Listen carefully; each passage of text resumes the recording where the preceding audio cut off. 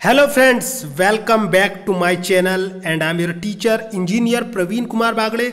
दोस्तों, मैं आज आपके लिए बहुत ही बढ़िया सा पेपर लेकर आया हूं। देख लीजिए, यहाँ लिखा हुआ है 8 अगस्त 2021 का सीपीसीटी का पेपर है और शिफ्ट 2 का पेपर है, जिसका मैं सेकंड पार्ट आप लोगों के लिए लेकर आया हूँ। तो दोस्तों, मैं आपको जानकारी के लिए बता दूं कि इसके पहले वाले पार्ट को मैंने अपने इस चैनल की प्लेलिस्ट में डाल दिया है और उसमें मैंने क्वेश्चन नंबर 1 से लेकर क्वेश्चन नंबर 26 तक के पूरा डिस्क्रिप्शन वाइज एक्सप्लेन किया है।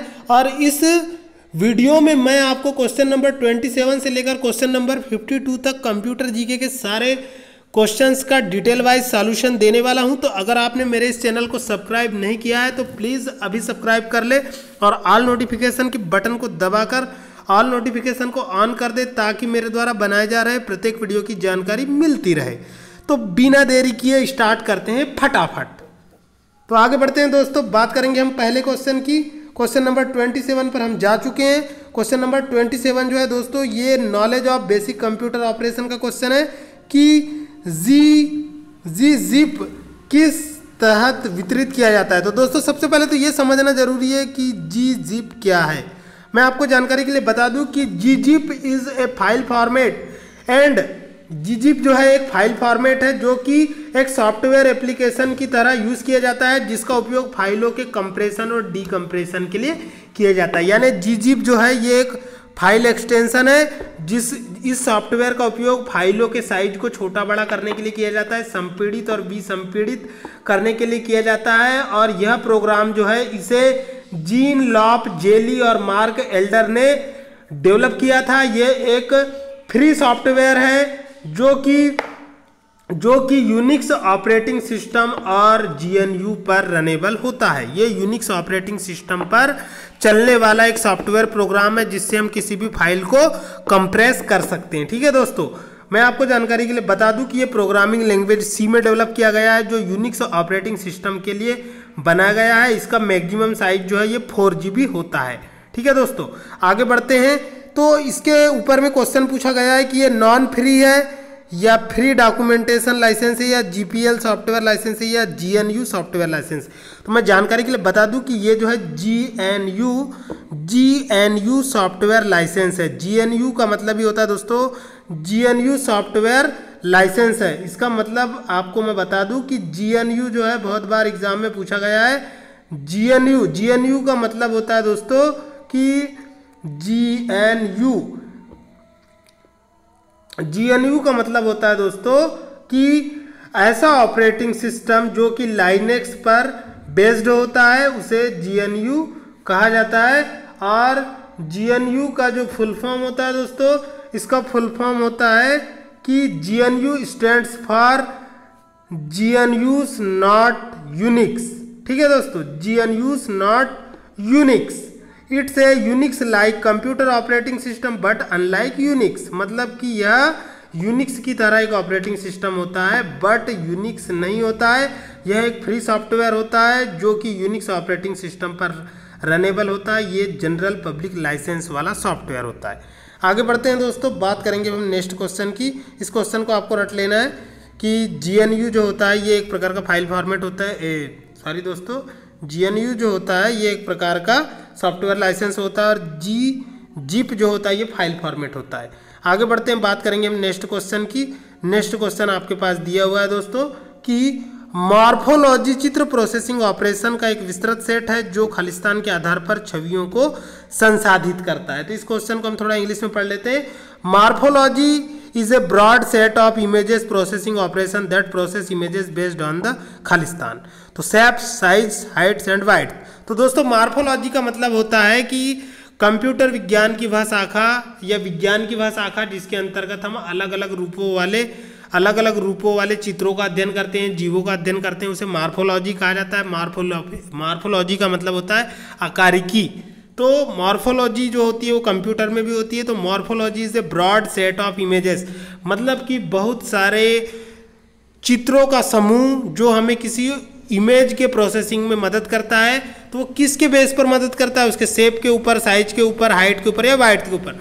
तो दोस्तों, जब आप बहुत सारी इमेजों का अध्ययन करते हैं तो आप उसके आकृति का अध्ययन करते हैं, ना कि उसके साइज का, ना कि उसके हाइट का और ना ही उसकी चौड़ाई का। तो इसका ऑप्शन होगा दोस्तों सेप्स। राइट आंसर होगा सेप्स। सेप्स के आधार पर आप जो है मार्फोलॉजी चित्र प्रोसेसिंग ऑपरेशन का अध्ययन करते हैं। आगे बढ़ते हैं, नेक्स्ट क्वेश्चन पर जाएंगे। नेक्स्ट क्वेश्चन है दोस्तों, प्रोग्राम चलाने के लिए आवश्यक स्थापित फाइलों को किस फोल्डर में संग्रहित किया जाता है। तो जब भी हम किसी प्रोग्राम को हमको कंप्यूटर पर रन करना होता है तो हम उसे इंग्लिश में देखते हैं दोस्तों, क्योंकि कंप्यूटर में ज़्यादातर चीज़ें इंग्लिश से होती है।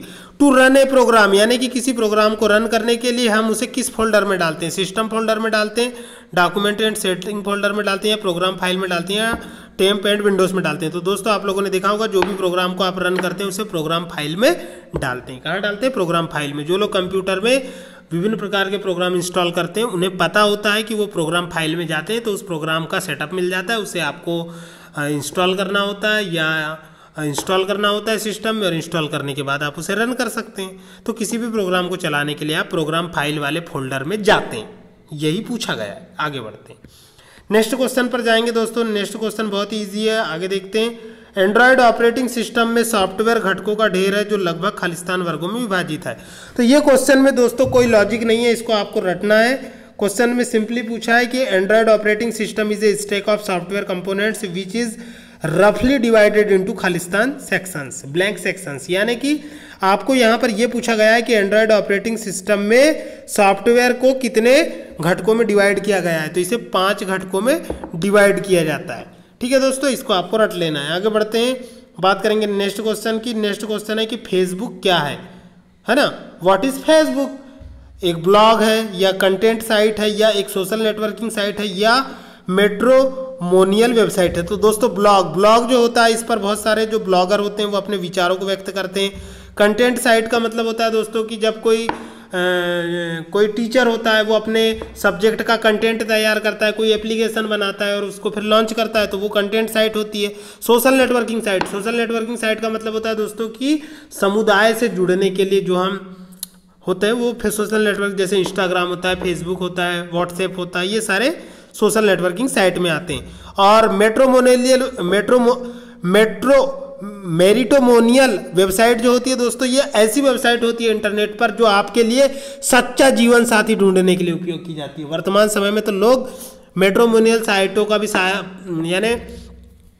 ले रहे हैं, जिसमें वो लोग जो है अपना जीवन साथी सच्चे प्यार की तलाश करते हैं।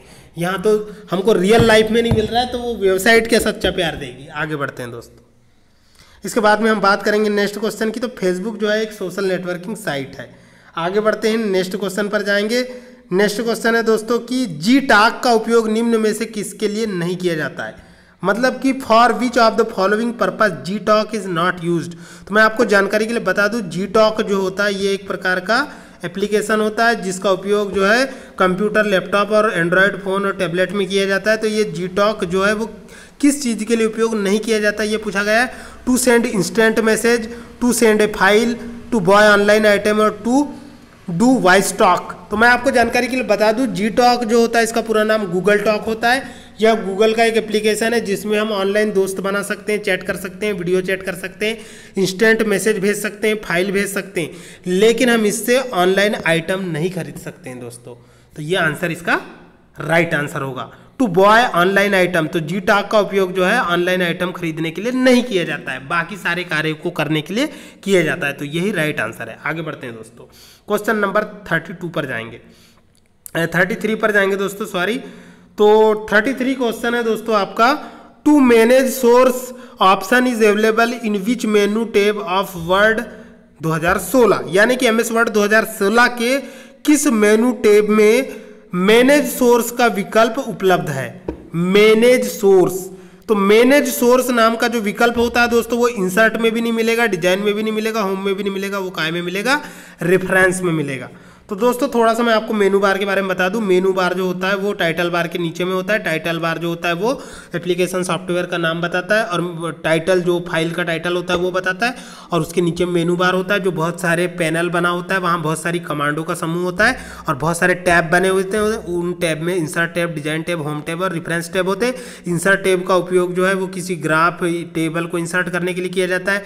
डिजाइन टैब का उपयोग जो है आपके डॉक्यूमेंट के डिजाइन के लिए किया जाता है। होम टैब जो होता है ये पहला टैब होता है। ज़्यादातर होम टैब से आप जो है डॉक्यूमेंट में कट कॉपी पेस्ट कर सकते हैं। इसके अलावा जो है मूलभूत संक्रियाओं को कर सकते हैं, बेसिक फंक्शंस को अप्लाई कर सकते हैं।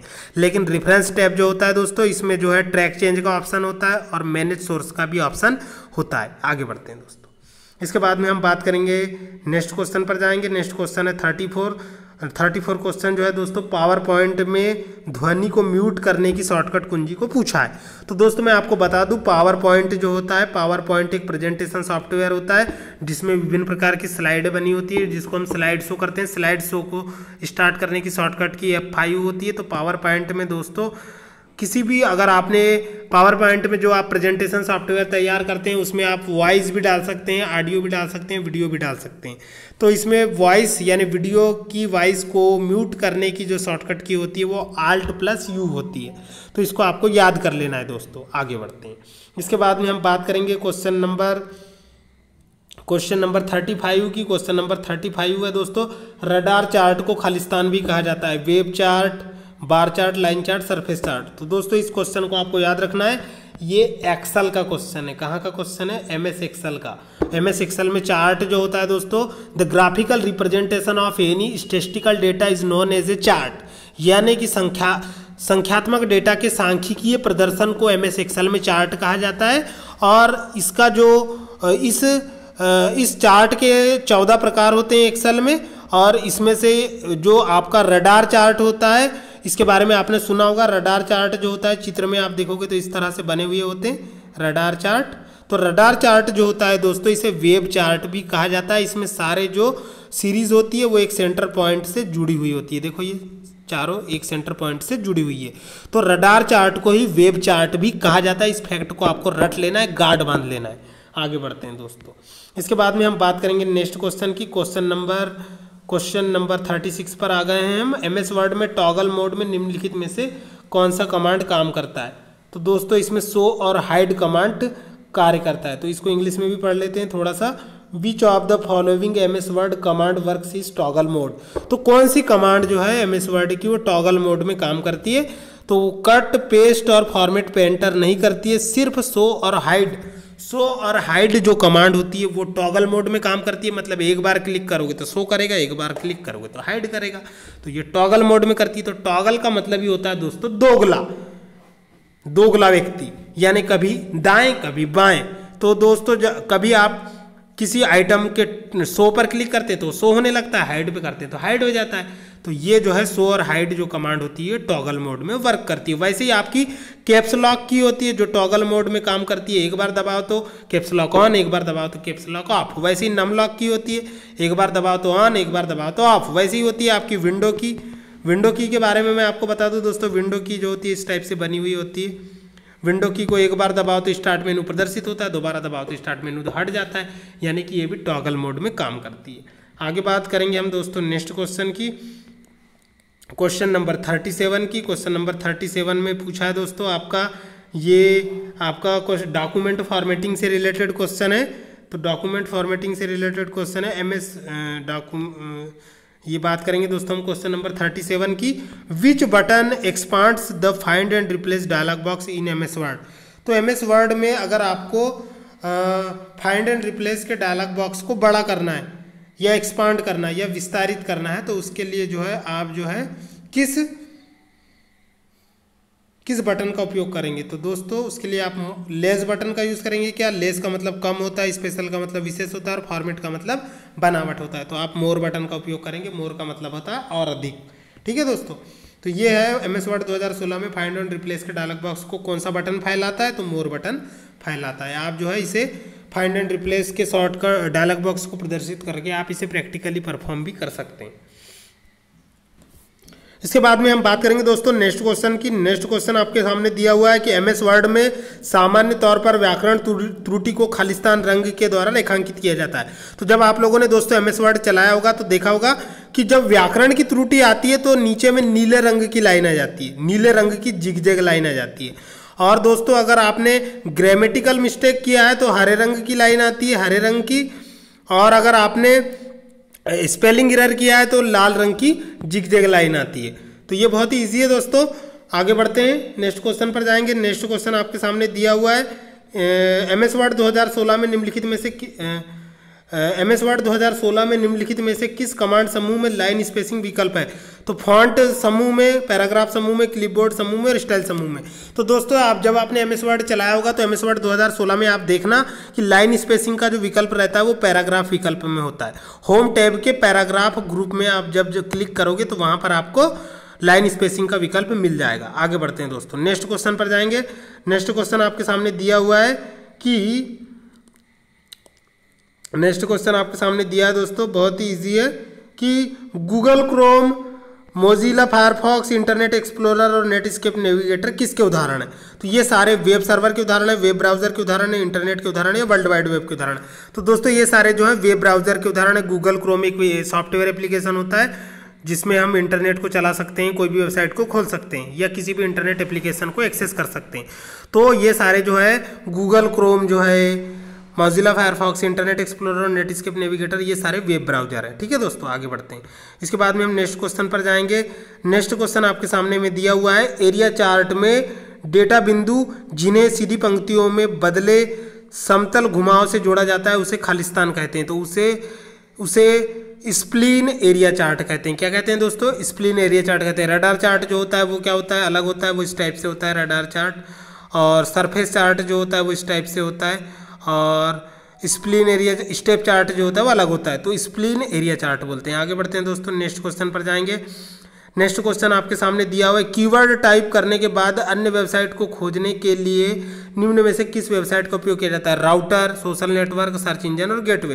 तो राउटर जो होता है दोस्तों ये OSI मॉडल की थर्ड लेयर पर यूज़ किया जाता है। राउटर जो होते हैं ये क्या करते हैं? दो अलग अलग प्रकार के नेटवर्कों को जोड़ने के वाली नेटवर्किंग डिवाइस होते हैं। राउटर जो होते हैं दो अलग अलग प्रकार के नेटवर्कों को जोड़ते हैं, समान प्रकार के नेटवर्कों को नहीं जोड़ते। समान प्रकार के नेटवर्कों को जोड़ने के लिए ब्रिज नेटवर्किंग डिवाइस का उपयोग किया जाता है दोस्तों। पॉइंट आउट कर लेना, नोट्स में लिख लेना। समान प्रकार के नेटवर्कों को जोड़ने के लिए ब्रिज नेटवर्किंग डिवाइस का उपयोग किया जाता है। अलग अलग प्रकार के नेटवर्क को जोड़ने के लिए राउटर का यूज़ किया जाता है। सोशल नेटवर्क जो होता है ये सामाजिक नेटवर्क होता है। सोशल नेटवर्किंग साइट फेसबुक और व्हाट्सएप होता है। उसके अलावा जो आपकी सर्च इंजन होता है वो कीवर्ड टाइप करके कई वेबसाइटों को खोजने के लिए उपयोग करने के लिए किया जाता है। तो इसका आंसर होगा दोस्तों सर्च इंजन, जैसे कि गूगल होता है, खोज होता है, याहू होता है। और गेटवे जो होता है दोस्तों, गेटवे जो होता है ये एक प्रकार का नेटवर्किंग डिवाइस होती है जो सॉफ्टवेयर व हार्डवेयर दोनों की तरह उपयोग की जाती है। इसे जो है दोस्तों एक गार्ड की तरह उपयोग किया जा सकता है, एज ए फायरवॉल की तरह भी उपयोग किया जा सकता है। गेटवे को फायरवॉल की तरह भी उपयोग किया जाता है। इसे भी अपनी नोट्स में लिख लेना। आगे बढ़ते हैं दोस्तों, बात करेंगे अब हम नेक्स्ट क्वेश्चन की। तो नेक्स्ट क्वेश्चन आपका दिया हुआ है कि उस कथन की पहचान करें जो चेंज केस सूची में टॉगल केस विकल्प के संबंध में सही है।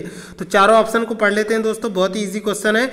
वाक्य के पहले अक्षर को बड़ा करके अन्य सभी अक्षरों को छोटा कर देना, इसे सेंटेंस केस कहा जाता है। लेकिन यहाँ पे क्या पूछा है? Toggle case. उसके बाद में दूसरा ऑप्शन दिया है दोस्तों आपके लिए, अपने टेस्ट के बड़े अक्षरों को अलग करने के लिए, यानी कि सारे टेस्ट को बड़ा करना, इसे अपर केस कहा जाता है। कैप्स को छोटे अक्षरों में और बड़े अक्षरों में बदलने के लिए। तो टॉगल केस जो होता है दोस्तों बड़े अक्षर को छोटा कर देता है और छोटे अक्षर को बड़ा कर देता है। प्रत्येक शब्द के पहले अक्षर को बड़ा करना और बाकी रिमेनिंग शेष लेटर को छोटा कर देना, इसे कैपिटलाइज ईच वर्ड वाला केस कहा जाता है।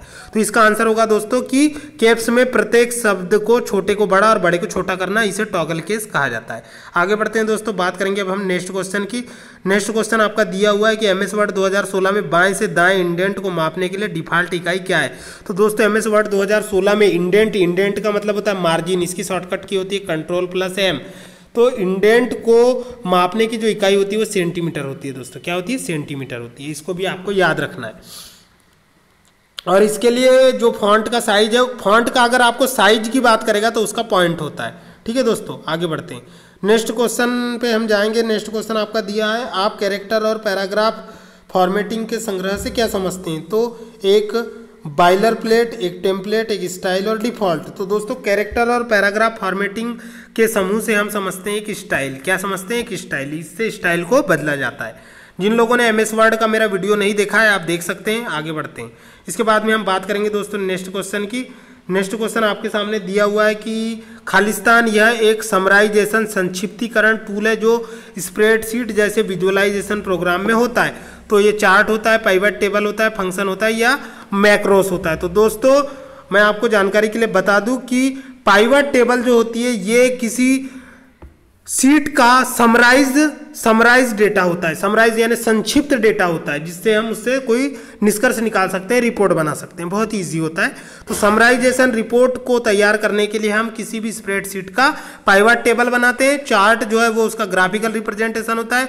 फंक्शन का उपयोग गणितीय कार्यों के लिए किया जाता है। और मैक्रोज जो होते हैं दोस्तों, ये यूजर डिफाइन शॉर्टकट की क्रिएट किए करने के लिए तैयार किए गए फंक्शन होते हैं।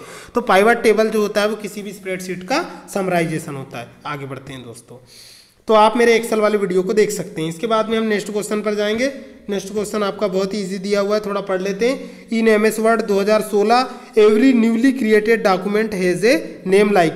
इसका मतलब यह है दोस्तों कि आप एमएस वर्ड 2016 में जब कोई नया दस्तावेज बनाते हैं तो उसका नाम किस प्रकार से लिखते हैं। तो डॉक्यूमेंट एक्स जिसमें एक्स एक धनात्मक पूर्णांक मान है, डॉक्यूमेंट एक्स जिसमें एक्स एक ऋणात्मक पूर्णांक मान है, डॉक्यूमेंट एक्स जिसमें एक्स एक पूर्णांक धनात्मक पूर्णांक मान है, डॉक्यूमेंट एक्स जिसमें एक्स एक ऋणात्मक पूर्णांक मान है। तो दोस्तों जब हम एमएस वर्ड 2016 में कोई नया दस्तावेज बनाते हैं तो उसमें डॉक्यूमेंट एक्स एक धनात्मक पूर्णांक मान है। तो इस फैक्ट को आपको रट लेना है। आगे बढ़ते हैं दोस्तों, इसके बाद में हम बात करेंगे नेक्स्ट क्वेश्चन की। जो चीज़ें समझ नहीं आ रही है दोस्तों उसके लिए कमेंट कीजिएगा, मैं बाद में अलग से वीडियो बनाऊंगा। आगे बढ़ते हैं, नेक्स्ट क्वेश्चन पर जाएंगे। नेक्स्ट क्वेश्चन दिया है, the term blank is used to indicate transferring a file from another computer to your computer using internet. मतलब कि उस टर्म को हम क्या बोलते हैं जिसमें हम किसी दूसरे कंप्यूटर की फाइल को अपने कंप्यूटर पर ट्रांसफर करते हैं बाय यूजिंग इंटरनेट, यानी इंटरनेट के उपयोग के द्वारा। तो upgrading a document, accessing a document and uploading a document and downloading a document. तो दोस्तों जब आप किसी दूसरे कंप्यूटर की फाइल को अपने कंप्यूटर पर डाउनलोड करते हैं तो उसे डाउनलोडिंग ए डॉक्यूमेंट कहा जाता है। अपग्रेडिंग का मतलब होता है कि जैसे आपका व्हाट्सएप चलते चलते क्या होता है, काम नहीं करता, उसको अपग्रेड करने बोलता है, मतलब कि उसके लेटेस्ट वर्जन को डाउनलोड करने बोलता है। एक्सेसिंग ए डॉक्यूमेंट का मतलब होता है उस डॉक्यूमेंट में आपको चेंजेस करना है, उसे एक्सेसिंग कह सकते हैं। और अपलोडिंग एक डॉक्यूमेंट का मतलब होता है अगर आप किसी डॉक्यूमेंट को अपने मित्र को ईमेल आईडी से या व्हाट्सएप से भेज रहे हैं तो उसे अपलोडिंग कहा जाता है। पहले आपको अपलोड करना पड़ेगा तब वो सेंड होगा। और डाउनलोडिंग का मतलब होता है कि कोई फाइल आपको किसी मित्र ने भेजा है तो आपको मेल सर्वर से उस मेल को डाउनलोड करना, ये डाउनलोडिंग के डॉक्यूमेंट के अंतर्गत आता है। तो आगे बढ़ते हैं दोस्तों, बात करेंगे अब हम नेक्स्ट क्वेश्चन की। 4 क्वेश्चन बचे हुए हैं, वीडियो को अंतिम समय तक देखिए। एक एक क्वेश्चन बहुत मायने रखता है सीपीसीटी में। अगर आपके 37 नंबर आ गए तो फिर से सीपीसीटी देना पड़ता है, फिर से 2000 का चंदन लग जाता है। तो आगे बढ़ते हैं दोस्तों, बात करेंगे नेक्स्ट क्वेश्चन की। इंटरनेट का उपयोग करते हुए अन्य कंप्यूटर से आपके कंप्यूटर में फाइल स्थानांतरित करने के लिए निम्नलिखित में से किस परिभाषा का उपयोग किया जाता है? तो डॉक्यूमेंट को डाउनलोड करना। आगे बढ़ते हैं, नेक्स्ट क्वेश्चन पर जाएंगे। नेक्स्ट क्वेश्चन है, एमएस वर्ड में फॉन्ट के लिए निम्न में से कौन सा फॉन्ट आकार निर्धारित किया जाता है? तो एमएस वर्ड में फॉन्ट के लिए निम्न में से सबसे छोटा, तो दोस्तों इसको इंग्लिश में पढ़ लेता हूँ मैं। What is the smallest font size can be assigned to a test in MS Word? तो दोस्तों यहाँ क्वेश्चन जो दिया है 1 पॉइंट, तो 1 पॉइंट जो है वो मिनिमम फॉन्ट साइज होता है जिसे हम एमएस वर्ड में किसी भी टेस्ट के लिए या फॉन्ट के लिए अलॉट कर सकते हैं। आगे बढ़ते हैं दोस्तों, फॉन्ट साइज बोला है, अगर पॉइंट बोलता तो 8 पॉइंट आता, लेकिन साइज बोला है तो 1 आएगा दोस्तों। आगे बढ़ते हैं, इसके बाद में हम नेक्स्ट क्वेश्चन पर जाएंगे। क्वेश्चन नंबर नेक्स्ट है आपका, जब आप कीबोर्ड के माध्यम से बाईं ओर से एक शब्द को हटाना चाहते हैं तो किस शॉर्टकट की का उपयोग करेंगे? बाईं ओर से, यानी कि लेफ्ट साइड के। ये बायां होता है दोस्तों, बायां, और इधर होता है दायां। तो बाएं साइड के टेक्स्ट को अगर आपको हटाना है तो किस शॉर्टकट की का उपयोग करेंगे? तो कंट्रोल प्लस बैक स्पेस। अगर आप कंट्रोल प्लस बैक स्पेस दबाएंगे तो एक वर्ड आपका क्या हो जाएगा? डिलीट हो जाएगा। लेकिन अगर आपको एक एक टेक्स्ट को डिलीट करना है, एक एक अल्फाबेट को डिलीट करना है, तो बैक स्पेस दबाते जाओ, दबाते जाओ, दबाते जाओ। लेकिन कंट्रोल प्लस बैक स्पेस दबाओगे तो एक ही बार में पूरा वर्ड डिलीट हो जाएगा। ठीक है दोस्तों, इस फैक्ट को भी नोट्स में लिख लेना। आगे बढ़ते हैं, इसके बाद में मैं आपको क्वेश्चन नंबर 51 बताऊंगा दोस्तों। एमएस वर्ड 2016 में मेल मर्ज में ग्रीटिंग लाइन फॉर्मेट के अंतर्गत में कौन सा अभिवादनकर्ता प्राप्तकर्ता नाम के फॉर्मेट में डिफॉल्ट रूप से होता है? तो सबसे पहले हम बात करेंगे दोस्तों, क्वेश्चन को इंग्लिश में पढ़ेंगे। Under greeting line format in the mail merge, यानी मेल मर्ज के ग्रीटिंग लाइन फॉर्मेट के अंदर खालिस्तान सिचुएशन में डिफॉल्ट रूप से रिसिप्ट के नाम में, यानी जो प्राप्तकर्ता होता है उसके लिए डिफॉल्ट नेम क्या लिखा होता है, डियर लिखा होता है, टू लिखा होता है, मिस्टर या मिसेस, तो दोस्तों उसमें लिखा रहता है डियर। क्या लिखा होता है, डियर। ये जो है आप अपने कंप्यूटर के मेल में जो ऑप्शन को खोल के देख सकते हैं, वहाँ डियर लिखा होता है। इस फैक्ट को आपको याद रखना है। प्रिय, प्रिय, प्रियतमा, प्रिय, ये होता है दोस्तों डियर का मीनिंग। तो आगे बढ़ते हैं। प्यारे भी होता है। तो बात करते हैं दोस्तों, नेक्स्ट क्वेश्चन पर जाएंगे। लास्ट क्वेश्चन है which of the following is a stream sent from a service to an individual user. इस क्वेश्चन में दोस्तों इंग्लिश से बहुत ही अच्छा क्वेश्चन है दोस्तों, बहुत ही ध्यान से देखिएगा। किस सर्विस से किसी निजी उपयोक्ता को भेजी जाने वाली स्ट्रीम कौन सी है? तो यूनिकास्ट, मल्टीकास्ट, ब्रॉडकास्ट और ट्रिपल कास्ट। तो दोस्तों अगर आप किसी को पर्सनल कोई स्ट्रीम भेज रहे हो, पर्सनल कोई डॉक्यूमेंट भेज रहे हो, तो उसे क्या बोलोगे? यूनिकास्ट बोलेंगे दोस्तों। यूनिकास्ट का मतलब होता है सिंगल व्यक्ति को भेजना, और मल्टीकास्ट का मतलब होता है बहुत सारे लोगों को भेजना, ब्रॉडकास्ट का मतलब होता है इंटरनेट पर वायरल करना, और ट्रिपल कास्ट का मतलब होता है 3 लोगों को भेजना। तो यहाँ पे होगा दोस्तों यूनिकास्ट। तो इस तरह से दोस्तों मेरा ये वीडियो कंप्लीट हुआ। कैसा लगा कमेंट करके जरूर बताएं, ज़्यादा से ज़्यादा दोस्तों को शेयर करें और चैनल को सब्सक्राइब करना बिल्कुल ना भूलें। इसके अलावा दोस्तों इसके बाद में मैं जो नॉन टेक्निकल का जो पार्ट है वो मैं अब नहीं बना रहा हूँ। अब मैं सिर्फ आपको कंप्यूटर की थ्योरी पढ़ाऊँगा। अगर आपको नॉन टेक्निकल वाला पार्ट पढ़ना है तो कमेंट करना, मैं बाद में उसके लिए अलग से वीडियोज़ बनाऊँगा। तो अभी हम कंप्यूटर पर फोकस करेंगे दोस्तों। तो आगे बढ़ते हैं। मेरा नाम था प्रवीण कुमार बागड़े। मैंने आपके लिए वीडियो लेकर आया। मेरे चैनल का नाम है प्रवीण बागड़े पीके। तो लेकर मिलूंगा नेक्स्ट वीडियो। तब तक के लिए जय हिंद, वंदे मातरम, खुदा हाफिज दोस्तों।